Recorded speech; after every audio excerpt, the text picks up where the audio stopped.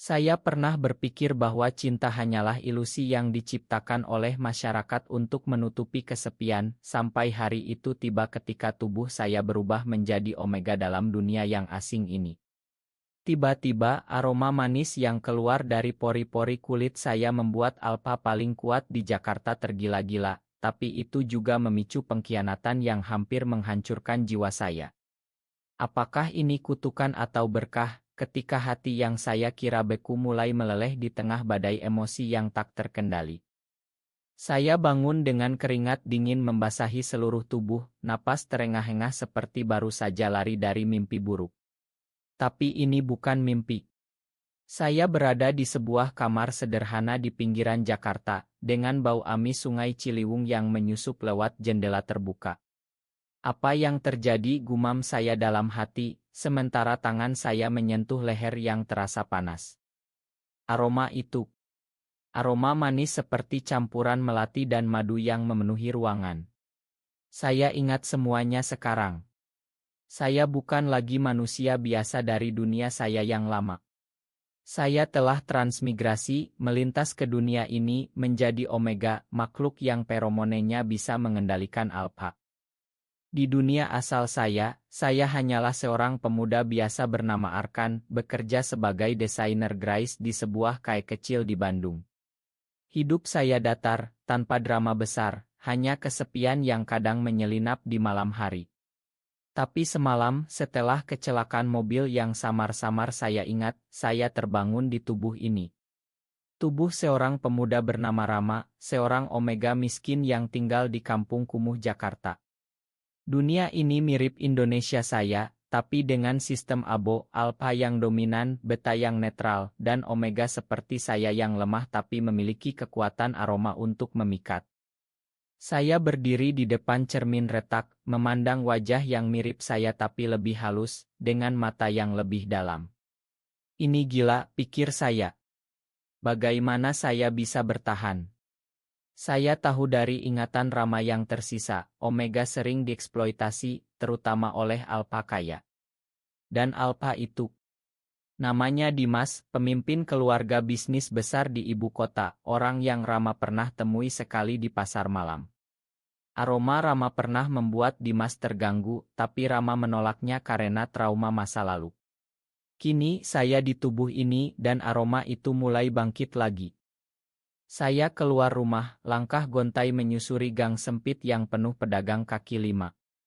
Bau gorengan dan asap knalpot bercampur dengan feromone saya yang semakin kuat. Kenapa harus seperti ini, tanya saya pada diri sendiri. Saya tak ingin terlibat dengan siapapun, apalagi alpha. Tapi takdir sepertinya punya rencana lain. Saat saya berbelok di sudut jalan, seorang pria tinggi tegap menghadang saya. Matanya tajam, seperti elang yang siap menerkam. Itu Dimas. Kamu. Aroma itu lagi, katanya dengan suara rendah, tapi ada getar di sana yang membuat hati saya berdegup kencang. Saya mundur selangkah, tapi dia mendekat. Jangan dekati saya, bentak saya, suara saya gemetar. Di dalam hati, konflik bergolak. Bagian dari Rama membenci Dimas karena pernah dikhianati oleh alpha lain, tapi bagian saya yang baru merasakan tarikan aneh ini. Aroma saya seolah memanggilnya, dan saya bisa merasakan bagaimana feromone omega bekerja seperti jaring tak terlihat. Dimas menggelengkan kepala, seolah berjuang melawan dirinya sendiri. Aku tak bisa menahan diri. Sejak pertama kali mencium aromamu di pasar itu, aku tak bisa lupakan. Kami berbicara di pinggir jalan, di bawah pohon mangga yang daunnya bergoyang ditiup angin. Dimas menceritakan tentang dirinya, anak konglomerat yang lelah dengan dunia bisnis penuh intrik, mencari sesuatu yang nyata. Saya mendengarkan, tapi dalam hati saya berperang. Apakah ini cinta atau hanya insting biologis, pikir saya. Saya tak ingin menjadi korban, tapi aroma ini. Saya mulai belajar mengendalikannya. Malam itu, saya mencoba di kamar sendirian, membiarkan feromone mengalir lebih kuat, membayangkan bagaimana menggunakannya untuk melindungi diri. Keesokan harinya, saya bertemu Dimas lagi di sebuah warung kopi kecil. Dia datang dengan mobil mewahnya, tapi berpakaian sederhana untuk menyamar. "Aku ingin tahu lebih banyak tentangmu, Rama," katanya, matanya penuh rasa ingin tahu. Saya ragu, tapi duduk di depannya. Kami bicara tentang Jakarta, tentang mimpi-mimpi yang hancur karena kemiskinan, tentang bagaimana Omega seperti saya sering dipandang rendah. Di dalam hati, saya merasa marah. "Kenapa Alpa seperti kamu selalu menganggap kami lemah?" tanya saya tajam. Dimas terdiam, lalu mengaku bahwa dia pernah menyakiti Omega lain karena tekanan keluarga. "Aku menyesal," katanya, suaranya parau. Saat itu, saya merasakan celah di hatinya, dan tanpa sadar, saya melepaskan aroma rayuan lebih kuat. Dia tersentak, matanya membesar. "Apa yang kamu lakukan?" gumamnya. Saya tersenyum tipis. "Hanya memastikan kamu mendengarkan. Ini awal dari permainan saya. Saya akan menggunakan aroma ini untuk mengikatnya, bukan karena cinta, tapi untuk bertahan hidup." Hari-hari berikutnya, hubungan kami semakin dekat. Dimas sering datang ke kampung saya, membawa makanan atau membantu tetangga. Tapi di balik itu, saya merasakan konflik dalam diri. "Apakah aku memanfaatkannya?" tanya saya pada cermin setiap malam. Aroma Omega memang kuat, tapi hati saya mulai goyah. Dimas bukan monster, dia punya luka sendiri, dari ayahnya yang otoriter yang memaksanya menikah dengan beta kaya untuk bisnis. Suatu sore saat kami berjalan di taman kota, Dimas memegang tangan saya. "Aku merasa aman bersamamu," katanya lembut. Hati saya bergetar. Ini bukan hanya aroma, ada sesuatu yang nyata. Tapi kemudian teleponnya berdering. Wajahnya berubah. "Aku harus pergi," katanya buru-buru. Saya curiga, tapi diam malam itu, saya mengikuti insting, menggunakan aroma untuk melacaknya, seperti yang saya pelajari dari ingatan Rama. Saya menemukannya di sebuah restoran mewah, bersama seorang wanita cantik. Hati saya hancur. Pengkhianatan, pikir saya, air mata mengalir. Saya konfrontasi dia keesokan paginya. "Siapa dia?" tanya saya dengan suara bergetar. Dimas terkejut. "Itu tunangan bisnis ayahku. Aku tak cinta padanya." Tapi saya tak percaya. Konflik meledak. Saya melepaskan aroma penuh amarah, membuatnya kesakitan. "Kamu pikir aku boneka yang bisa kamu mainkan?" bentak saya. Dia jatuh berlutut, memohon maaf. Saat itu, saya sadar kekuatan aroma ini berbahaya. Saya mundur, meninggalkannya di sana, hati penuh kebencian dan cinta yang campur aduk. Saya lari dari Dimas, menyusuri jalanan Jakarta yang ramai, tapi di dalam hati badai semakin mengamuk. "Kenapa aku merasa seperti ini?" tanya saya pada diri sendiri, sementara aroma saya masih meninggalkan jejak yang membuat orang-orang di sekitar melirik aneh. Saya kembali ke rumah kecil saya, mengunci pintu, dan menangis dalam diam. Pengkhianatan itu seperti pisau yang menusuk dalam, mengingatkan saya pada trauma Rama. Dulu, Rama pernah ditinggalkan oleh Alpa pertama karena alasan bisnis serupa. Kini, saya yang menanggungnya. Malam itu, saya tak bisa tidur. Pikiran saya berputar-putar. Apakah aku salah menggunakan aroma ini? Aroma rayuan yang saya lepaskan untuk mengikat Dimas kini seperti rantai yang juga mengikat saya sendiri. Saya ingat saat pertama kali belajar mengendalikannya, di kamar gelap, saya berkonsentrasi, merasakan aliran hangat dari dalam dada, seperti api yang bisa saya arahkan. Tapi sekarang itu terasa seperti kutukan. Saya tak ingin menjadi monster, tapi dunia ini memaksa saya. Pagi harinya, Dimas datang lagi, wajahnya pucat seperti tak tidur semalaman. "Rama, dengarkan aku," pintanya di depan pintu. Saya buka sedikit, tapi hati saya keras. "Pergi," kata saya dingin. Tapi dia tak menyerah. Dia ceritakan semuanya, tunangan itu dipaksakan ayahnya untuk menggabungkan perusahaan. Aku tak ingin itu. Aku ingin kamu. Suaranya penuh keputusasaan. Saya ragu. Di dalam konflik bergolak lebih hebat. Bagian dari saya ingin percaya, tapi luka lama-lama berteriak hati-hati. Kami akhirnya bicara di dalam rumah. Dimas duduk di lantai, kepala tertunduk. Aku tahu aroma omegamu kuat, tapi apa yang kurasakan bukan karena itu saja. Saya tertawa pahit. Bagaimana aku tahu? Kamu Alpha, kalian selalu mendominasi. Dialog kami penuh ketegangan, seperti dua jiwa yang saling tarik-menarik tapi takut terluka. Saya akui dalam hati, saya mulai jatuh cinta padanya, bukan karena insting, tapi karena kelembutannya yang tersembunyi. Hari-hari berikutnya, Dimas berusaha membuktikan. Dia putuskan pertunangan itu meski ayahnya marah besar. Saya dengar dari teman-temannya yang datang ke kampung bagaimana Dimas berdebat hebat di rumah mewahnya di Menteng. Dia memilihmu, kata seorang teman.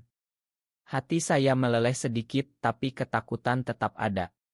Apa jika aroma ini hilang, dia akan pergi, pikir saya setiap malam, memeluk bantal sambil menahan tangis. Suatu hari, kami pergi ke pantai di Anyer, jauh dari hiruk-pikuk Jakarta. Di sana, di bawah matahari terbenam, Dimas pegang tangan saya lagi. Aku cinta kamu, Rama. Bukan karena aroma, tapi karena jiwamu. Kata-katanya seperti obat, tapi juga racun. Saya balas pegangannya, tapi dalam hati, saya rencanakan sesuatu. Saya akan tingkatkan aroma rayuan untuk menguji dia, melihat apakah cintanya tahan. Malam di hotel sederhana, saya lepaskan feromone lebih kuat dari sebelumnya. Dimas tersentak, matanya gelap. Rama, hentikan, katanya dengan suara bergetar. Tapi saya tak berhenti. Ini ujian, kata saya. Dia berjuang mundur ke sudut kamar. Aku tak ingin seperti ini. Cinta bukan paksaan. Saat itu, saya sadar kesalahan saya. Saya hentikan dan kami berpelukan dalam diam, air mata campur aduk. Konflik dalam diri saya semakin dalam, saya takut kehilangan kendali atas aroma ini. Kembali ke Jakarta, masalah baru muncul. Ayah Dimas, seorang pengusaha kejam, tahu tentang kami. Dia kirim orang untuk mengancam saya. Tinggalkan anakku atau kau akan hilang dari peta, kata seorang preman di gang rumah saya. Hati saya ketakutan tapi juga marah. Aku tak akan mundur, pikir saya. Saya gunakan aroma untuk melindungi diri, membuat preman itu mundur dengan kepala pusing. Dimas datang malam itu marah pada ayahnya. Aku akan lawan dia, katanya. Tapi saya lihat keraguan di matanya. Apa kamu siap kehilangan segalanya, tanya saya. Dialog kami penuh drama, suara naik turun seperti ombak. Saya akui, cinta ini mulai menyiksa. Setiap malam, saya bergumul dengan pikiran, apakah aku layak untuknya? Atau aku hanya beban? Akhirnya, pengkhianatan datang dari arah tak terduga. Teman Dimas yang saya percaya, ternyata bekerja untuk ayahnya. Dia bocorkan rahasia aroma saya, membuat ayah Dimas rencanakan untuk menetralisir saya dengan obat penekan feromone. Saya tahu saat Dimas ceritakan dengan wajah pucat. Makan aku, Rama. Aku tak tahu. Hati saya hancur lagi, tapi kali ini lebih dalam. Kenapa selalu begini, jerit saya dalam hati. Saya putuskan pergi, meninggalkan catatan, aroma ini tak bisa mengikat selamanya. Selamat tinggal. Saya lari ke Bandung, ke tempat yang mirip asal saya, mencoba lupakan. Tapi di sana, kesepian semakin menekan. Setiap hari, saya bertanya pada diri, apakah cinta ini nyata, atau hanya ilusi yang saya ciptakan. Kesepian di Bandung seperti racun yang meresap pelan, membuat setiap napas terasa berat. Saya tinggal di sebuah kos-kosan kecil, bekerja sebagai pelayan di warung makan, mencoba lupakan Jakarta dan Dimas. Tapi setiap malam, bayangannya muncul, membuat hati saya perih. Kenapa aku tak bisa lepas? Tanya saya pada bintang-bintang di langit. Aroma saya kini saya tekan habis-habisan, tak ingin menarik perhatian siapapun. Tapi itu membuat tubuh saya lemah, seperti kehilangan bagian dari jiwa. Pikiran saya penuh konflik. Saya ingat bagaimana saya gunakan aroma untuk mengikat Dimas, tapi sekarang saya sadar itu seperti pedang bermata dua. Aku telah menjadi seperti mereka yang kubenci, gumam saya. Trauma Rama bercampur dengan pengalaman saya, dikhianati lagi dan lagi. Saya mulai menulis diari, menuangkan emosi yang bergolak. Cinta seharusnya bebas, bukan rantai. Suatu hari, saya bertemu seorang betatua di warung yang ceritakan tentang dunia abo di Indonesia. Banyak omega seperti kamu yang berjuang, katanya. Itu membuat saya berpikir, apakah aku harus kembali? Tapi ketakutan lebih kuat. Saya bayangkan jika Dimas sudah move on, menikah dengan yang lain. Pikiran itu seperti api yang membakar dada. Lalu, Dimas muncul.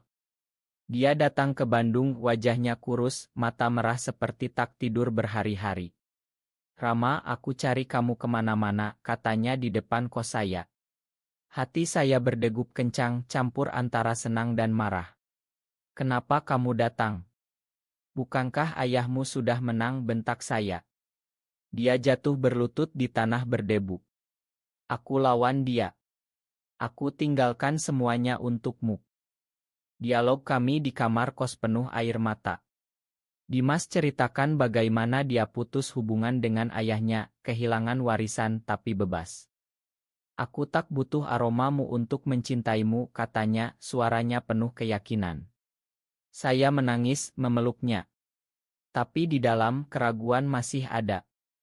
Bagaimana jika ini sementara, pikir saya. Kami habiskan hari-hari di Bandung membangun ulang hubungan. Dimas kerja serabutan seperti saya. Kami bicara tentang mimpi, membuka usaha kecil, hidup sederhana. Tapi aroma saya mulai tak terkendali lagi karena emosi yang memuncak. Suatu malam saat kami duduk di balkon, aroma rayuan keluar tanpa sengaja. Dimas tersenyum. Aku suka aromamu, tapi aku cinta kamu lebih dari itu. Konflik dalam diri saya semakin hebat. Saya takut jika ayah Dimas balas dendam. Dan benar, ancaman datang. Surat anonim tiba mengancam akan sebarkan rahasia abo kami ke media. Ini akhirnya, pikir saya, hati hancur. Saya konfrontasi Dimas. Ini karena aku. Pergi saja. Tapi dia pegang saya erat. Kita hadapi bersama. Kami kembali ke Jakarta siap berperang. Di sana ayah Dimas tunggu dengan jebakan. Dia undang kami ke rumahnya berpura-pura damai. Tapi saya curiga. Saat makan malam, minuman saya terasa aneh. Obat penekan sadar saya terlambat. Aroma saya hilang, tubuh lemah. Ayah Dimas tertawa. Sekarang lihat apakah anakku masih mau kamu. Dimas marah, berdiri membela saya. Aku cinta dia bukan karena aroma. Jeritnya. Pertengkaran meledak, ayah dan anak saling bentak. Saya duduk lemah, tapi hati penuh haru. Ini bukti, pikir saya. Tapi pengkhianatan lebih dalam, teman Dimas yang dulu, ternyata masih bekerja untuk ayahnya, dan dia yang racuni minuman saya. Dimas usir ayahnya dari hidupnya selamanya. Kami keluar dari rumah itu, tangan saling genggam. Tapi obat membuat saya sakit berhari-hari. Di rumah kecil kami, Dimas rawat saya dengan penuh kasih. Makan aku, katanya berulang.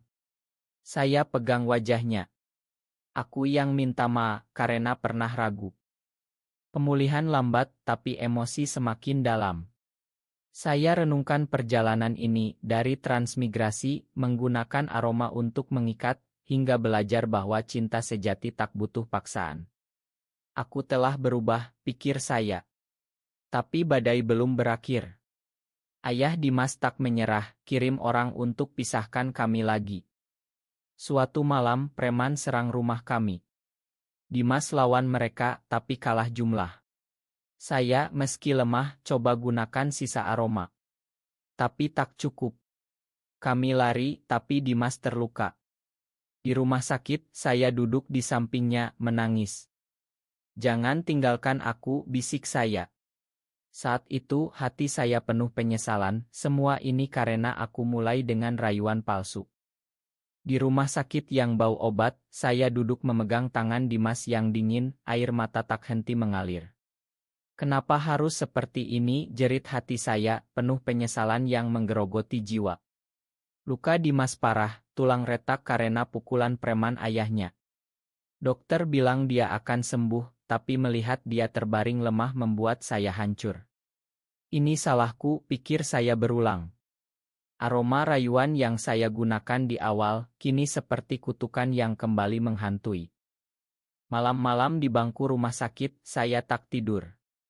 Pikiran saya penuh kilas balik saat pertama transmigrasi, saat saya lepaskan aroma untuk mengikatnya, saat pengkhianatan pertama. Aku telah memainkan api dan sekarang kami terbakar. Konflik dalam diri semakin menyiksa. Saya ingin lari lagi, tapi cinta ini terlalu dalam. "Apakah aku pantas bahagia?" tanya saya pada Tuhan dalam doa diam. Dimas bangun keesokan paginya, tersenyum lemah. "Rama, jangan menangis," katanya, suaranya parau. Saya peluk dia pelan, tapi hati penuh badai. "Ayahmu tak akan berhenti," kata saya. Dia pegang tangan saya erat. "Kita lapor polisi." Aku tak takut lagi. Dialog kami penuh emosi, suara gemetar seperti akan pecah. "Saya akui, aku takut kehilanganmu karena kesalahanku. Kami putuskan melawan." Dimas hubungi pengacara, kumpulkan bukti ancaman ayahnya. Saya bantu meski tubuh masih lemah dari obat penekan. Di kantor pengacara, saya ceritakan semuanya, termasuk sistem ABO yang sering disembunyikan masyarakat. Pengacara, seorang beta bijak, mengangguk. "Ini kasus diskriminasi terhadap Omega. Kita bisa menang." Tapi ayah Dimas gerak cepat. Dia sebarkan rumor di media sosial, bilang Dimas gila karena Omega murahan. Nama saya tersebar, membuat tetangga memandang sinis. "Dasar Omega penggoda," bisik mereka. Hati saya perih, seperti ditusuk jarum. Kenapa masyarakat begini, pikir saya, menangis sendirian di kamar. Dimas marah, tapi dia lindungi saya. "Abaikan mereka," katanya. Tapi di dalam, saya tahu ini ujian terberat. Aroma saya mulai pulih pelan, tapi saya tak gunakan lagi. "Cinta harus murni," tekad saya. Suatu hari, kami bertemu ayah Dimas di pengadilan kecil. Wajahnya dingin, mata penuh kebencian. "Kamu hancurkan anakku," katanya pada saya. Pertengkaran di ruang sidang penuh drama. Dimas bersaksi, "Aku memilih Rama karena cinta, bukan paksaan." Ayahnya balas, "Itu karena aroma omeganya." Saya berdiri, suara gemetar. Aroma itu bagian dari saya, tapi cinta kami lebih dari itu. Hakim mendengarkan dan akhirnya, perintah perlindungan dikeluarkan. Ayah Dimas kalah, tapi dia pergi dengan ancaman diam. Kemenangan itu manis, tapi pahit. Dimas kehilangan segalanya, bisnis, keluarga. Kami pindah ke desa kecil di Jawa Barat, mulai dari nol. Di sana, kami bangun rumah sederhana, kerja di sawah dan toko kecil. Tapi emosi semakin dalam. Setiap malam, saya bergumul dengan rasa bersalah. Aku yang mulai dengan rayuan, aku yang bawa malapetaka. Suatu malam, di bawah bulan purnama, Dimas ajak saya bicara. "Rama, lepaskan bebanmu," katanya lembut. Saya menangis, ceritakan tentang transmigrasi, tentang dunia asal saya. Dia terkejut, tapi peluk saya. "Siapapun kamu, aku cinta yang sekarang." Saat itu hati saya pecah, tapi juga sembuh. Cinta ini nyata, bukan ilusi. Tapi pengkhianatan terakhir datang dari dalam. Aroma saya pulih sepenuhnya dan tanpa sengaja menarik alpha lain di desa. Seorang pemuda kuat mendekati saya, tergoda. Dimas lihat dan keraguan muncul di matanya. "Apakah kamu masih gunakan aroma?" tanya dia tajam. Saya panik. "Tidak. Ini tak sengaja." Pertengkaran meledak, suara kami bergema di malam sunyi. Dimas pergi sebentar, meninggalkan saya sendirian dengan air mata. Aku telah kehilangannya, pikir saya, hati hancur total. Saya duduk di teras, merenung sepanjang malam, mempertanyakan segalanya. Cinta ini terlalu rapuh. Tapi pagi harinya, Dimas kembali dengan bunga liar di tangan. "Makan aku. Aku percaya padamu." Kami berpelukan, tapi luka baru terbentuk. Hidup kami terus, tapi dengan bayang-bayang. Saya belajar kendalikan aroma sepenuhnya, gunakan hanya untuk kebaikan, seperti membantu omega lain di desa. Dimas dukung dan kami jadi panutan. Tapi di dalam, emosi saya semakin berat, penuh penyesalan dan harapan yang campur aduk. Apakah ini akhir bahagia atau awal dari badai lain? Hidup di desa seperti mimpi yang rapuh, di mana setiap hembus angin bisa menghancurkannya. Saya dan Dimas bangun rutinitas, pagi kerja di sawah, sore bantu tetangga, malam bicara hati ke hati. Tapi di balik ketenangan itu, badai emosi dalam diri saya semakin ganas. Aku tak pantas ini, pikir saya setiap melihat Dimas tersenyum. Rasa bersalah atas aroma rayuan awal seperti hantu yang tak mau pergi, menggerogoti jiwa saya malam demi malam. Suatu hari, surat dari Jakarta datang. Ayah Dimas sakit parah, minta maaf dan ingin bertemu. Dimas ragu, matanya penuh konflik. Aku tak ingin kembali, katanya. Tapi saya dorong. Pergi, tutup luka lama. Di dalam hati, saya takut jika dia kembali ke dunia lama, tinggalkan saya. Apakah cinta ini cukup kuat? Tanya saya pada diri, air mata menetes diam-diam. Dimas pergi, meninggalkan saya sendirian di desa. Hari-hari tanpa dia seperti neraka. Saya kerja lebih keras, tapi pikiran tak henti berputar. Bagaimana jika ayahnya manipulasi lagi? Omega lain di desa yang saya bantu, ceritakan pengalaman mereka. Alpha selalu kembali ke akar, kata salah satu. Kata itu seperti pisau, membuat hati saya berdarah. Malam-malam saya tak tidur, berjalan di sawah gelap, berteriak dalam hati. Kenapa aku mulai dengan kebohongan aroma? Penyesalan semakin dalam, seperti lubang hitam yang menelan segalanya. Saya ingat setiap pengkhianatan dari teman, dari ayahnya, dari keraguan Dimas sendiri. Aku lelah, gumam saya. Lalu Dimas kembali, tapi wajahnya berbeda. Ayah minta maaf, tapi dia tawarkan kembali bisnis, katanya. Hati saya jatuh. Kamu mau? Tanya saya, suara bergetar. Dia diam lama, lalu katakan, aku ragu. Saat itu, dunia saya runtuh. Pertengkaran meledak lebih hebat dari sebelumnya. Kamu selalu begini. Kembali ke zona nyaman, jerit saya. Dimas balas, aku lakukan untuk kita. Kita butuh uang. Dialog kami penuh air mata dan jeritan. Saya lari ke hutan kecil di belakang desa, duduk di bawah pohon, menangis terseduh. Ini akhirnya, pikir saya. Aroma saya keluar tak terkendali, penuh kesedihan, membuat binatang sekitar menjauh. Di sana saya renungkan semuanya, transmigrasi, cinta, pengkhianatan. Aku telah mengikatnya, tapi sekarang rantai itu putus. Pagi harinya, Dimas cari saya, wajah penuh penyesalan. Aku tolak tawaran ayah. Aku pilih kamu. Tapi kepercayaan saya retak. Bagaimana aku tahu ini bukan sementara, tanya saya dingin. Kami bicara berjam-jam, membongkar luka masing-masing. Dimas akui, aku pernah ragu karena aroma, tapi sekarang tidak. Saya menangis di pelukannya, tapi hati masih perih.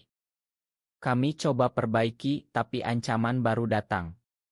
Ayah Dimas, sebelum meninggal, wariskan bisnis ke Dimas dengan syarat, tinggalkan Omega. Surat wasiat itu datang membuat Dimas gelisah. Ini jebakan terakhir, katanya. Saya lihat bagaimana dia bergumul antara cinta dan tanggung jawab. Di dalam saya, emosi memuncak. Biarkan aku pergi, kata saya, meski hati hancur. Dimas tolak. Kita lawan lagi. Kami pergi ke Jakarta hadapi pengacara keluarga. Di sana ayah Dimas sudah tiada, tapi adiknya yang licik ambil alih. Kamu tak layak, katanya pada saya. Pertarungan hukum penuh drama, dengan saksi-saksi yang ungkap rahasia Abo. Saya bersaksi, suara gemetar tapi tegas. Cinta kami bukan komoditas. Kami menang, tapi Dimas kehilangan warisan sepenuhnya. Kembali ke desa, dia jatuh depresi. Aku gagal, katanya. Saya rawat dia, tapi rasa bersalah saya semakin berat. Ini karena aku, pikir saya, menangis diam-diam. Malam itu, saya putuskan, saya akan pergi, biarkan dia bebas. Saya tulis surat perpisahan, aroma rayuan ini telah cukup menyiksa. Selamat tinggal, cintaku. Saya lari ke malam, hati penuh keputusasaan. Tapi Dimas kejar, menemukan saya di stasiun. Jangan pergi, jeritnya. Kami berpelukan di peron, air mata bercampur hujan. Aku tak bisa tanpamu, katanya. Saat itu, emosi meledak, cinta, penyesalan, harapan.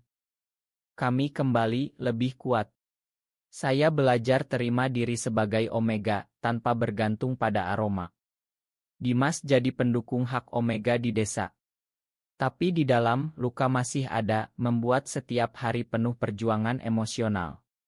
Ini bukan akhir bahagia sempurna, tapi nyata, pikir saya.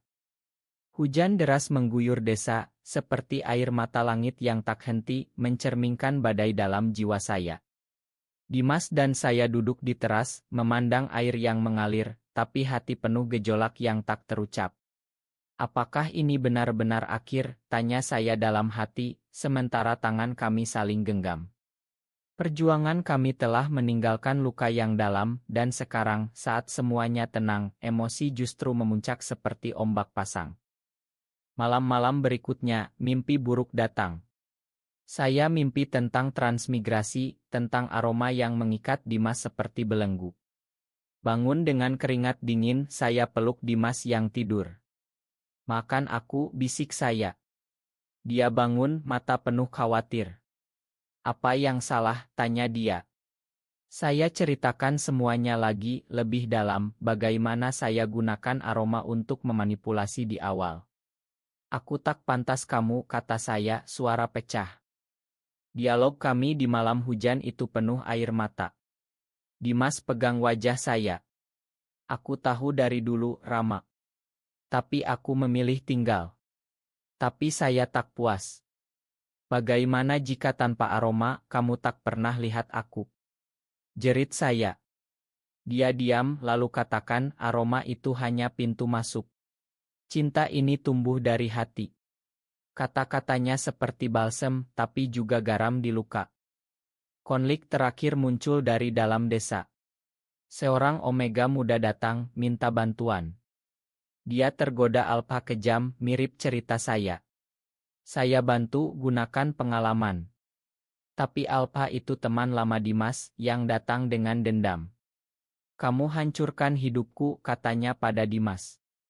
Pertengkaran meledak di lapangan desa, dengan warga menyaksikan. Saya campur, lepaskan aroma untuk tenangkan, tapi itu malah buat situasi buruk. Alpa itu serang saya, bilang saya penggoda. Dimas bela, tapi terluka lagi. Di rumah, saya rawat dia, tapi hati hancur. Ini tak pernah berakhir, pikir saya, menangis terseduh. Dimas pegang saya. Kita kuat bersama. Tapi saya putus asa. Mungkin kita harus pisah, demi kedamaian. Malam itu, saya lari lagi ke bukit di belakang desa. Di sana, di bawah bintang, saya berteriak pada langit. Kenapa aku harus transmigrasi ke sini? Kenapa cinta ini penuh siksa? Emosi memuncak, air mata tak henti. Aroma saya keluar penuh, campur kesedihan dan cinta. Tiba-tiba Dimas datang basah kuyup. "Jangan tinggalkan aku," pintanya, suara bergetar. Kami berpelukan di hujan membiarkan air cuci luka. "Aku cinta kamu, Rama. Selamanya," katanya. Saya balas, "Aku juga, meski dengan segala kesalahan."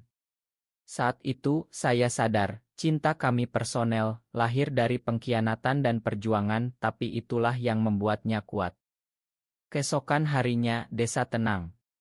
Alpa itu pergi setelah Dimas bicara hati ke hati. Kami bantu Omega muda itu jadi keluarga baru. Hidup berlanjut dengan usaha kecil yang berkembang. Saya tak lagi gunakan aroma rayuan untuk mengikat, tapi untuk sembuhkan. Dimas jadi advokat hak abo bicara di seminar kecil. Tahun-tahun berlalu, tapi emosi tetap dalam. Setiap ulang tahun, kami ingat perjalanan dari Jakarta yang kacau ke desa yang damai. "Terima kasih atas aromamu yang membawa kita bertemu," kata Dimas suatu hari. Saya tersenyum, air mata bahagia. "Terima kasih atas cintamu yang tahan uji." Kini di usia tua, kami duduk di teras, memandang cucu angkat kami bermain. Hati saya penuh kedamaian meski luka lama sesekali muncul. Ini akhir personel, pikir saya.